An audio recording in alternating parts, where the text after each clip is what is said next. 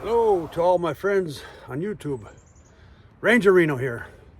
First and foremost, thank you for watching. Thank you for subscribing. Thank you for commenting.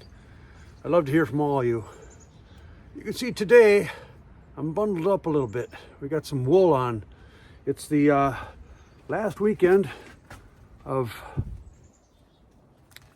Wisconsin gun deer season. It's cold. It's blustery.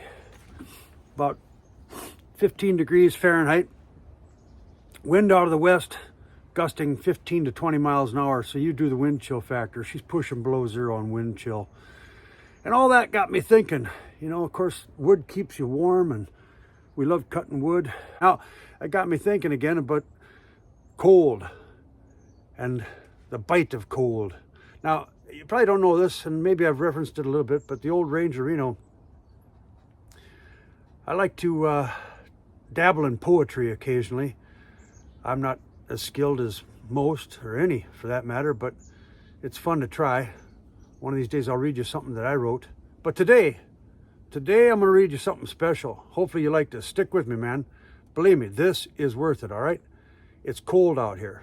Bitter cold. It's going to get colder. We're just taking our first dive into the realms of single digits up here, but she's going to go much colder as the winter progresses. And with that, I want to read to you today a poem. That's right, and you're going to love it. Man, I think this is the coolest poem by Robert William Service. The poem is called The Cremation of Sam McGee.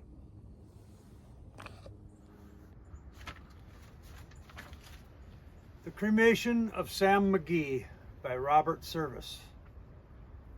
There are strange things done in the midnight sun by the men who moil for gold. The Arctic trails have their secret tales that would make your blood run cold. The northern lights have seen queer sights, but the queerest they ever did see was the night on the marge of Lake LaBarge I cremated Sam McGee. Now, Sam McGee was from Tennessee, where the cotton blooms and blows. Why he left his home in the south to roam around the pole, God only knows.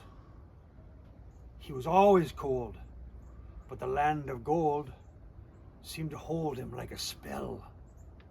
Though he'd often say in his homely way that he'd sooner live in hell. On a Christmas day, we are mushing our way over the Dawson Trail. Talk of your cold, through the parka's fold it stabbed like a driven nail. If our eyes we'd close, then the lashes froze, till sometimes we couldn't see. It wasn't much fun, but the only one to whimper was Sam McGee. And that very night, as we lay packed tight in our robes beneath the snow, the dogs were fed and the stars overhead were dancing from heel to toe, he turned to me and, "Cap," says he, "I'll cash in this trip, I guess. And if I do, I'm asking you won't refuse my last request."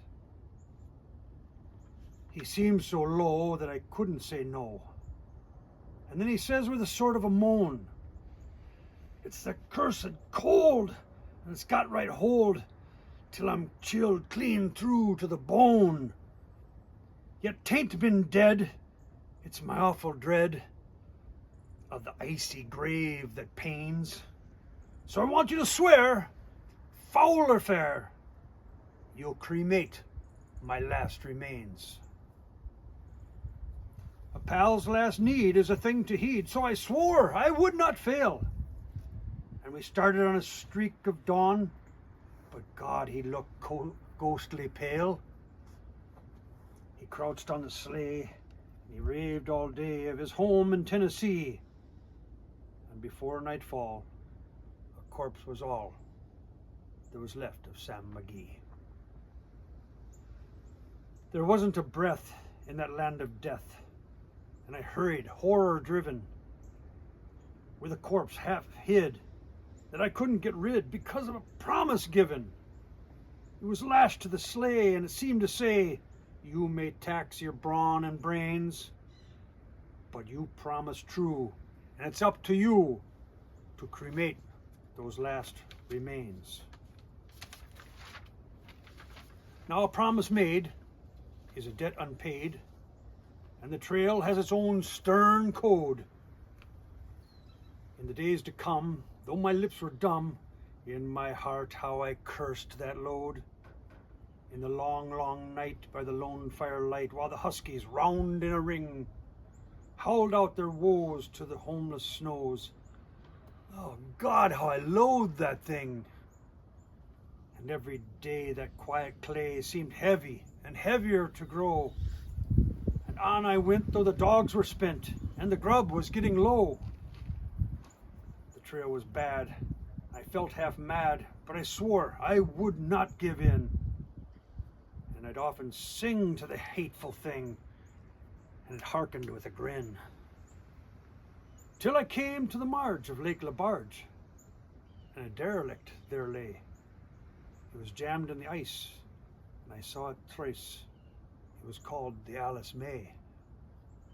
And I looked at it, and I thought a bit. And I looked at my frozen chum. Then here, said I with a sudden cry, is my crematorium. Some planks I tore from the cabin floor, and I lit the boiler fire. Some coal I found that was lying on the ground, and I heaped the fuel higher. The flames just soared, and the furnace roared, and with a blaze you seldom see. And I burrowed a hole in the glowing coal, and I stuffed in Sam McGee. Then I made a hike, for I didn't like to hear him sizzle so. And the heavens scowled, and the huskies howled, and the wind began to blow.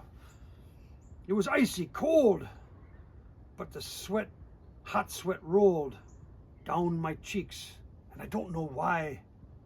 And the greasy smoke in an inky cloak went streaking down the sky. I do not know how long in the snow I wrestled with grisly fear, but the stars came out and they danced about, and ere I ventured near, I was sick with dread, but I bravely said, I'll just take a peep inside. I guess he's cooked, and it's time I looked. Then the door opened wide, and there sat Sam, looking cool and calm in the heart of the furnace roar. And he wore a smile, you could see a mile, and he said, "Please, close that door. It's fine in here, but I greatly fear you'll let in the cold and storm. And since I left Plumtree down in Tennessee, it's the first time I've been warm. There are strange things done in the midnight sun by the men who moil for gold, and the Arctic trails have their secret tales that would make your blood run cold. And the northern lights have seen queer sights, but the queerest they ever did see was the night on the marge of Lake Labarge I cremated Sam McGee." I hope you enjoyed that poem. It's pretty heavy duty, pretty grisly, but it tells a tale of times where men were only able to wear wool.